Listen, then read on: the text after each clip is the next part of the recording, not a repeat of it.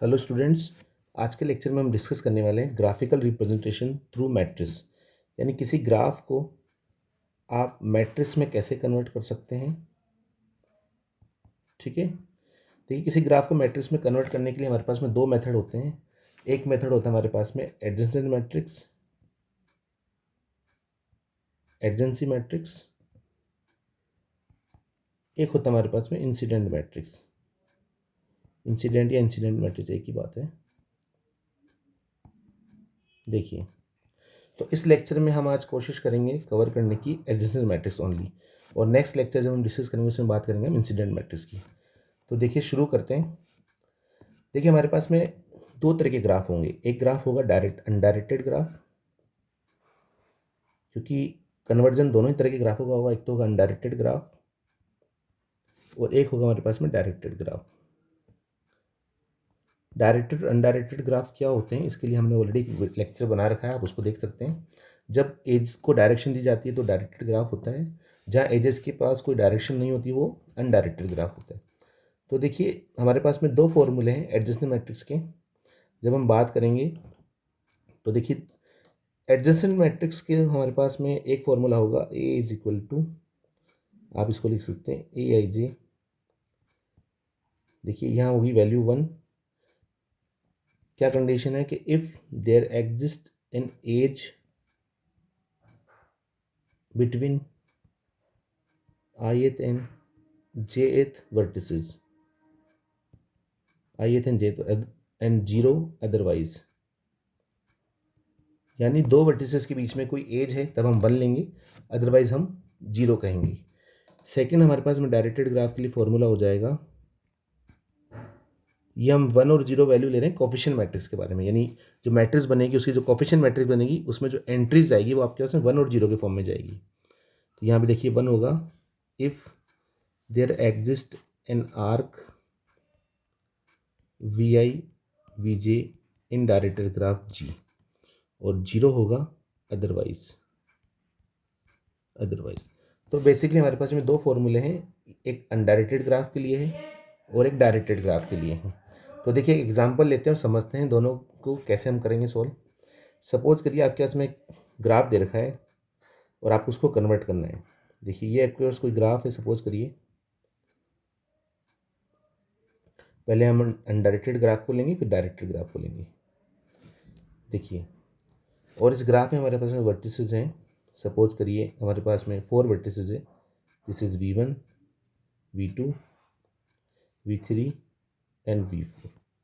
ठीक है, और V1 को V3 से भी हम कनेक्ट कर देते हैं। सपोज करिए, ये ऑप्शनल है, ज़रूरी नहीं है आपके पास में ऐसा ग्राफ हो, मतलब एक एग्जांपल ले रहे हैं हम समझाने के लिए आपको। ठीक है, तो अब देखिए ये कैसा ग्राफ है, पहले तो आपको चेक करना है। ये आपके पास में अनडायरेक्टेड ग्राफ है। अनडायरेक्टेड, ये आपके पास में अनडायरेक्टेड ग्राफ है। क्यों? क्योंकि देखिए V1 से V2 के बीच में जो एज जारी है इसमें कोई डायरेक्शन आपके पास में नहीं दी हुई। सिमिलरली V2 से V3 के बीच में कोई एज जारी है, इसमें भी कोई डायरेक्शन आपको नहीं दी गई। एंड V3 से V4 के बीच में एक एज है, इसकी भी कोई डायरेक्शन आपके पास नहीं है। एंड V4 से V1 के बीच में एक एज, इसकी भी कोई डायरेक्शन आपके पास में नहीं है। तो जब एजेस को कोई डायरेक्शन नहीं दी हुई हो तो हम उसको बोलते हैं अनडायरेक्टेड ग्राफ। ठीक है, यहाँ चाहे तो आप एजेस के नाम भी दे सकते हैं। सपोज करिए ये एज E1 है, ये एज E2 है, ये एज E3 है, ये एज E4 है एंड ये एज E5 है। ठीक है, तो ये कैसा ग्राफ है, ये अनडायरेक्टेड ग्राफ है। तो फॉर्मूला क्या हो जाएगा, हमारे पास जो मैट्रिक्स बनेगी उसका फॉर्मूला हो जाएगा ए i J is equal to, ये वन होगा कब, जब दो वर्टिसेस के बीच में कोई एज होगी तो हम लिखेंगे if there exist an edge between ith and jth vertices, और कोई एज नहीं होगी दो वर्टिसेस के बीच में तो हम लिखेंगे जीरो अदरवाइज। ठीक है, ये फॉर्मूला आपको ध्यान रखना है। तो देख ली इसकी मैट्रिक्स को हम कन्वर्ट करें, अगर इसको हम कन्वर्ट करें मैट्रिक्स में तो देखिए कैसे कन्वर्ट होगा। एक आप मैट्रिक्स बना लीजिए इधर, ये ले लीजिए ए इज इक्वल टू। ठीक है, ये कोफिशिएंट मैट्रिक्स बन रही है बेसिकली आपके इसमें। देखिए वर्टिसेस कितनी है आपके पास यहाँ पे, V1, V2, V3, V4। तो यहाँ लिखेंगे आप V1, V2, V3 and V4। Similarly row wise भी लिखेंगे V1, V2, V3 and V4। ठीक है, ये आपको मैट्रिक्स के बाहर की तरफ आपको डोनेट कर देना है, इस तरीके से डिनोट कर सकते हैं आप इस चीज़ को। ठीक है, अब देखिए आपको चेक करना है। देखिए V1 आप कैसे रीड करना है, आपको रीड करना है V1 to V1, first time ऐसे रीड करना है। ठीक है, फिर करना है आपको सेकंड टाइम है V1 से V2। ठीक है, और इसी प्रकार से आपको आगे भी रीड करना है। देखिए आपको चेक करना है क्या V1 से V1 पे कोई एज है क्या। तो देखिए V1 एज ये रही, V1 वर्टेक्स ये रही, इस पर कोई एज नहीं है क्योंकि खुद पे कोई एज अभी होती नहीं है। अगर लूप होता तो हम उसको काउंट करते, तो यहाँ पे कोई एज नहीं होगी, तो यहाँ पे वैल्यू हमारे पास में आएगी 0। तो V1 से V1 के बीच में वैल्यू आएगी 0। ठीक है, अब आगे चेक करते हैं V1 वर्टेक्स से V2 वर्टेक्स के बीच में कोई एज है क्या। तो देखिए ये रही एक एज, V1 से V2 के बीच में एक एज ये है हमारे पास में, एज का नाम है E1। ठीक है, तो यहाँ पे एक एज है तो हम लिखेंगे यहाँ पे 1। अब आगे चलते हैं V1 से V3। देखिए V1 से V3, तो आप चेक करिए V1 ये रहा, V3 ये रहा, कोई एज है। यस, एक एज है हमारे पास में जो कि क्या नाम है एज का, E5। तो हम क्या करेंगे, हम लिखेंगे 1। ठीक है, अब नेक्स्ट आगे चलें V1 से V4। तो देखिए V1 ये रहा, V4 ये रहा, तो कोई एज है क्या। यस, हमारे पास में एक एज है, तो हम लिखेंगे 1। तो आई होप आपको समझ में आ रहा होगा।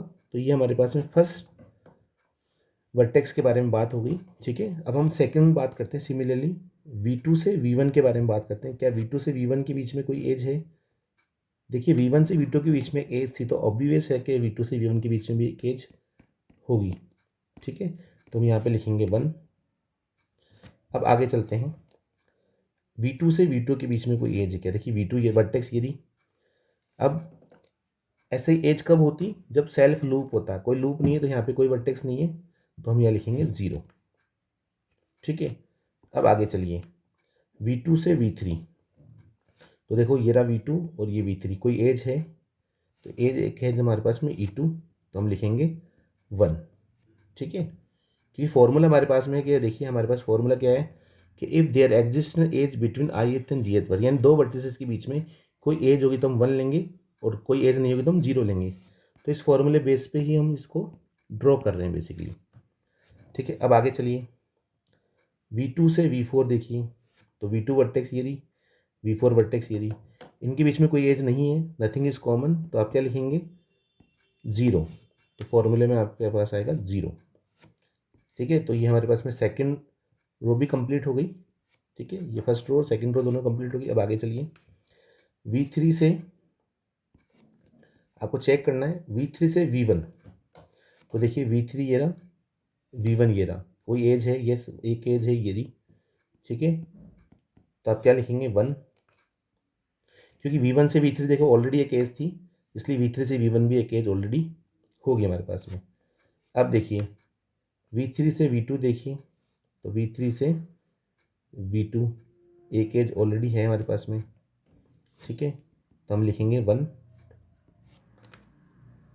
आगे चलिए V3 से V3। देखिए V3 वर्टेक्स ये रही, कोई लूप नहीं है, इसलिए यहाँ पे हम लिखेंगे 0।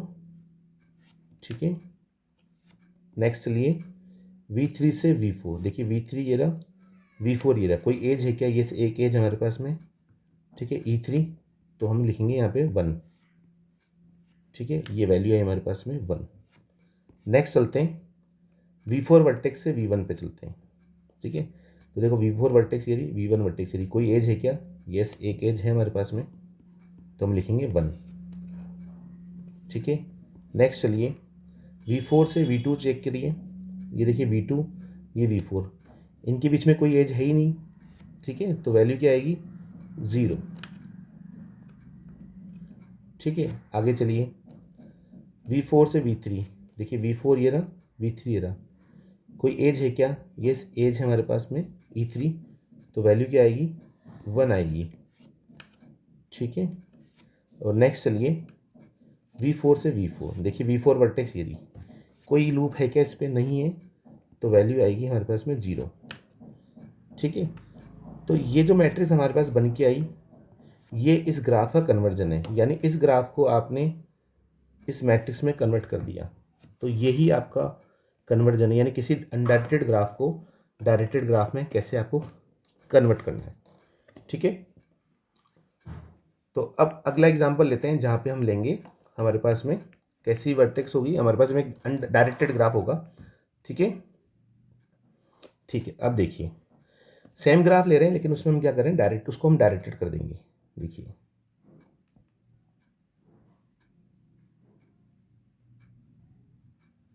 देखिए ये एक ग्राफ हमारे पास में,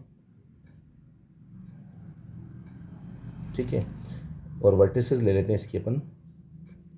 सपोज करो ये वर्टेक्स है V1, this is V2, this is V3, this is V4। ठीक है, एज सेट अगर हम लें तो ये हो जाएगा हमारे पास में E1, E2, E3, E4 and E5। ठीक है, क्योंकि हमने कहा था डायरेक्टेड है तो डायरेक्शन हमको देनी होगी, तो ये हमने डायरेक्शन दे दी। सपोज करिए इस तरीके से। ठीक है, ये हमने डायरेक्शंस इसके ड्रॉ कर दिए। ठीक है, आई होप आपको समझ में आ रहा होगा। डायरेक्शंस हम कैसे भी ले सकते हैं, ज़रूरी नहीं है, आप चाहें तो एंटी क्लॉकवाइज भी डायरेक्शंस को ले सकते थे। ठीक है, तो देखिए आपको चेक करना है कैसा ग्राफ है। आप लिखेंगे ये डायरेक्टेड ग्राफ है, it is directed graph, it is directed graph. तो फॉर्मूला कौन सा यूज होगा, आपके पास फॉर्मूला होगा A is equal to a i j, ये हो जाएगा 1 if there exist an arc v i v j in directed graph G, और जीरो होगा अदरवाइज कंडीशन में, यानी कोई आर्क उनके बीच में नहीं होगी। आर्क का मीन्स यहाँ पे हम एज से ही लेते हैं, बेसिकली लिखने का तरीका थोड़ा अलग है। तो देखिए इस ग्राफ को, इस डायरेक्टेड ग्राफ को हम कन्वर्ट करते हैं मैट्रिक्स में। देखिए ए इज इक्वल टू हमने लिखा, ठीक है। देखिए सिमिलरली हमारे पास में कितनी वर्टिसेस है आप चेक कर सकते हैं, 1 2 3 4। तो हमने लिखा यहाँ पे V1, this is V2, this is V3 and this is V4। ठीक है, अब देखिए यहाँ भी लिखेंगे हम V1, V2, V3, V4। ठीक है, अब चेक करते हैं। देखिए हम, आपको वही सिमिलरली V1 से V1 के बीच में देखना है। ठीक है, तो देखिए ये देखिए V1 वर्टेक्स ये है, कोई यहाँ पे लूप नहीं है, क्योंकि लूप होगा तभी हम उसको काउंट करेंगे। तो हम यहाँ क्या कह सकते हैं, यहाँ पे वैल्यू आएगी हमारे पास में 0। ठीक है, नेक्स्ट हमारे पास में V1 से V2। देखिए V1 से V2, यस V1 से V2 देखिए हमारे पास में एक एज है। ठीक है, और ये एज कैसे V1 से V2 की ओर जा रही है। ठीक है, हमने लिखा there existence arc v i v j in G. ठीक है, तो हम क्या लिखेंगे यहाँ पे, हम लिखेंगे वैल्यू 1। ठीक है, ये वैल्यू आएगी 1, क्योंकि वर्टेक्स क्या है V1 से V2 की ओर, एज क्या है हमारे पास में V1 से V2 की ओर जा रही है ना, डायरेक्शन का ध्यान देना है आपको।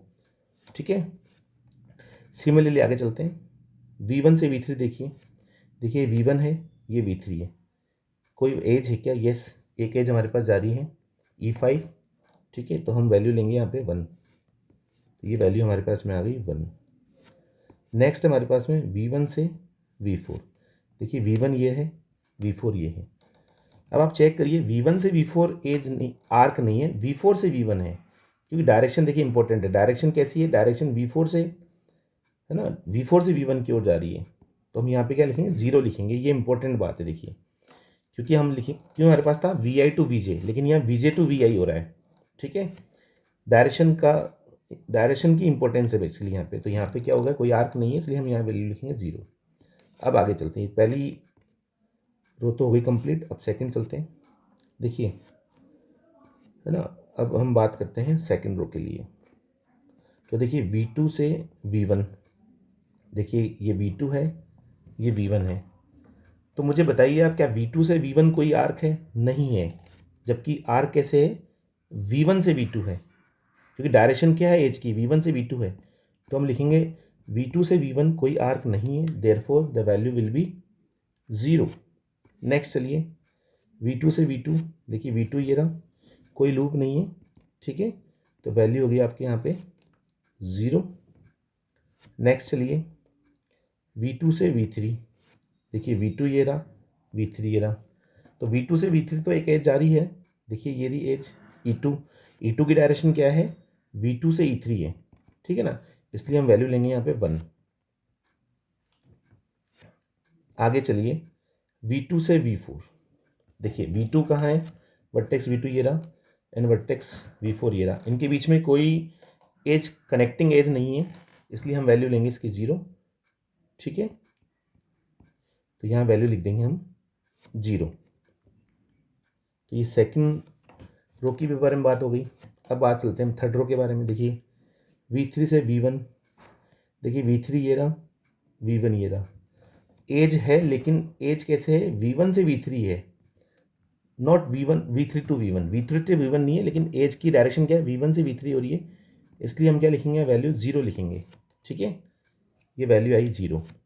नेक्स्ट चलिए V3 से V2, देखिए V3 ये रहा और V2 आपके पास में यहाँ पे है, देखिए एज तो है अभी भी, लेकिन एज की डायरेक्शन क्या है, V2 से E3 है, ठीक है, ना कि E3 ना कि V3 से V2 है, इसलिए वैल्यू क्या आएगी, 0 आएगी, ठीक है ना। अगर आपको कन्फ्यूजन होता है आप इस तरह समझ सकते हैं, देखिए एक एज है, ये वर्टेक्स V1 है, ये वर्टेक्स V2 है, और डायरेक्शन एज है ना, यूँ समझ सकते हैं आप इसको, ठीक है।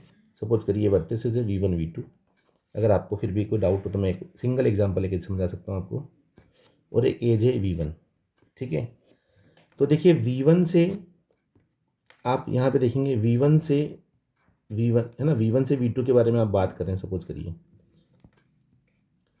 तो देखिए V1 से V2 के बीच में एक एज है क्या, देखिए V1 से V2 के बीच में एक एज है क्या, यस एज है ना, क्योंकि डायरेक्शन क्या है, देखिए V1 से V2 की ओर है एज की डायरेक्शन, ठीक है। तो आप यहाँ वैल्यू क्या लिखेंगे, आप वैल्यू लिखेंगे यहाँ पे 1। लेकिन यही बात हम क्या करें, सपोज करो V2 से और V1 के बारे में बात करें, तो आप देखिए V2 वर्टेक्स ये रही और V1 वर्टेक्स ये रही, लेकिन एज की डायरेक्शन किधर है, अपोजिट है। डायरेक्शन कैसे होनी चाहिए थी एज की डायरेक्शन होनी चाहिए इस तरीके से, ये होनी चाहिए डायरेक्शन, तो ऐसा नहीं है, तो V2 से V1 के बीच में कोई एज है ना, कोई आर्क नहीं है, इसलिए हम वैल्यू लेंगे 0। ये बेसिकली कंसेप्ट हम यहाँ पे फॉलो कर रहे हैं, ठीक है। तो देखिए अब वापस चलते हैं मैट्रिक्स के अंदर। अब देखिए V3 से V3 चेक करिए, V3 से V3 देखिए कोई लूप नहीं है, देयरफॉर तो वैल्यू क्या हो जाएगी आपके पास, यहाँ पे वैल्यू आपके पास में हो जाएगी 0, ठीक है। नेक्स्ट लिए V3 से V4, देखिए V3 ये रहा, V4 ये रहा, तो एक एज जा रही है ना, V3 से V4 की तरफ जा रही है, द एज इज गोइंग है ना, directed away from V3 to V4, V3 से V4 की ओर एज जा रही है, तो हम क्या लिखेंगे यहाँ पे, वैल्यू लिखेंगे 1, ठीक है। ये थर्ड रो के बारे में बात हो गई। अब चलते हैं आगे V4 से V4, सॉरी V4 से V1 चेक करते हैं पहले। देखिए V4 से V1 चेक करते हैं, देखिए V4 ये रहा, V1 ये रहा, ठीक है। तो देखिए V4 से V1 की और एक एज जारी है, डायरेक्शन क्या है, V4 से V1, तो इसलिए वैल्यू क्या लेंगे हम, 1 लेंगे, ठीक है। नेक्स्ट लिए V4 से V2, देखिए V4 ये रहा, V2 ये रहा, इनके बीच में कोई कनेक्टिंग एज नहीं है, इसलिए वैल्यू क्या होगी, 0, ठीक है, वैल्यू 0 होगी। आगे चलिए V4 से V3, देखिए V4 से V3, लेकिन एज तो क्या आ रही है, V3 से V4 आ रही है, V4 से V3 की तरफ कोई एज नहीं है, एज की डायरेक्शन क्या है, एज की डायरेक्शन देखिए किधर है, V3 से V4 की तरफ है, ठीक है ना। तो हम क्या लेंगे वैल्यू, यहाँ पे हमारे पास वैल्यू आएगी 0, ठीक है। अब नेक्स्ट चलिए V4 से V4 चेक करिए, V4 ये रहा, ठीक है, V4 पे कोई लूप नहीं है ना, कोई एज नहीं है, तो इसका मतलब क्या हो गया, वैल्यू आएगी 0, ठीक है। तो देखिए इस ग्राफ का आपने मैट्रिक्स में कन्वर्ट कर दिया, तो ये बेसिकली कन्वर्जन हमने सीखा है, किसी डायरेक्टेड ग्राफ का मैट्रिक्स में कन्वर्जन, किसी अनडायरेक्टेड ग्राफ का मैट्रिक्स में कन्वर्जन, ठीक है। तो आई होप आपको ये समझ में आया होगा वीडियो। अगले लेक्चर में हम डिस्कस करेंगे किसी मैट्रिक्स से ग्राफ को कैसे कन्वर्ट किया जाता है, यानी एडजेसेंट मैट्रिक्स दी हुई है आपको और उससे हम कैसे ग्राफ को कैसे बनाएंगे वो हम देखते हैं। तो स्टूडेंट्स, आई होप आपको वीडियो पसंद आ रहे होंगे। अगर आपको वीडियो पसंद आ रहे हैं तो प्लीज़ चैनल को सब्सक्राइब करिए, लाइक करिए, शेयर करिए और जुड़े रहिए हमारे चैनल के साथ में। हम अगला लेक्चर लेके आएंगे एडजेसेंट मैट्रिक्स से ग्राफ कैसे कन्वर्ट करते हैं। उसके बाद में हम इंसिडेंट मैट्रिक्स के बारे में बात करेंगे और रिमेनिंग टॉपिक जो भी हमारे पास में ग्राफ और ट्री के, वो भी हम डिस्कस करने वाले हैं। तो thank you very much for watching this video.